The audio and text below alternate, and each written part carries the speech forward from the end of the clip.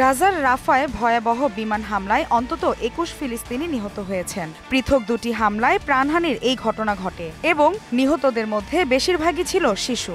টানা ৭ মাসেরও বেশি সময় ধরে চলা ইসরায়েলি বর্বরতায় এই পর্যন্ত প্রাণহানি ছাড়িয়েছে ৩৪,৬০০। আহত হয়েছে ৭৮,০০০-এর বেশি মানুষ। রোববার পশ্চিম তীরে ২৫ ফিলিস্তিনিকে আটক করেছে ইসরায়েল। সুদবিহীন ব্যাংকিংয়ে আত্মশুদ্ধির পথ এনআরবিসি ব্যাংকের ইসলামিক ব্যাংকিং আল আমিন। এদিকে ইসরায়েল ও গাজার মধ্যবর্তী কেরেম সোলেম সীমান্ত ক্রসিংয়ে রকেট হামলা চালিয়েছে হামাস।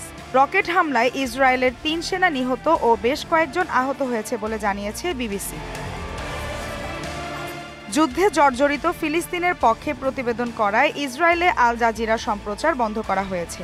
জেরুজালেমে অবস্থিত আল জাজিরার অস্থায়ী কার্যালয়ে অভিযান চালিয়ে ক্যামেরা ভাঙচুর সহ সম্প্রচার সরঞ্জামাদি জব্দ করে নিয়ে যায় ইসরায়েলি পুলিশ। ইসরায়েল বিরোধী বিক্ষোভে উত্তাল বিশ্ব। গণগ্রেফতার ও বলপ্রয়োগের পরেও থামানো যায়নি এই বিক্ষোভ, বরং যুক্তরাষ্ট্রের সীমানা পেরিয়ে ছড়িয়ে পড়েছে বিশ্বের আরও বিভিন্ন দেশে। ফ্রান্স, যুক্তরাজ্য, Italy, Australia, Canada, Japan, Bharat, Lebanon, Germany, Switzerland, Ireland ও মেক্সিকোতে ফিলিস্তিনিদের অধিকারের পক্ষে আওয়াজ তুলেছেন শিক্ষার্থীরা।